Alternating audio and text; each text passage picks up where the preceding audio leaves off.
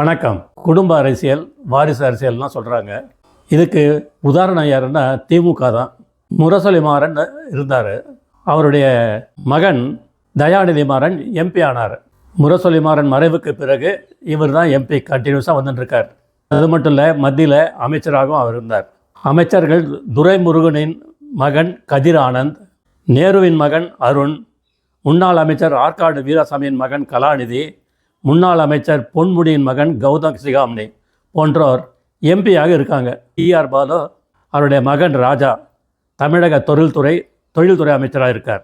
அமைச்சர் பெரியசாமியின் மகன் செந்தில்குமார் மற்றும் மறைந்த பேராசிரியர் அன்பழகனின் பேரன் வெற்றியழகன் ஆகியோர் சட்டசபை உறுப்பினர்களாக இருக்கிறார்கள். முன்னாள் எம்எல்ஏ தங்கப்பாண்டியனின் மகன் தங்கம் தென்னரசு அமைச்சர். இப்போ அவருடைய மகள் தமிழச்சி தங்கப்பாண்டியன் எம்பியாக இருக்கிறார்.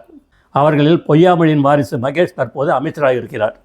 முன்னாள் அமைச்சரும் சபாநாயகருமான பழனிவேல்ராஜனின் மகன் தியாகராஜன் இப்போது அமைச்சராக இருக்கிறார். முன்னாள் முதல்வர் கருணாநிதியின் பேரனும் முதல்வர் ஸ்டாலினின் மகனுமான உதயநிதி இப்பொழுது துணை முதல்வர்.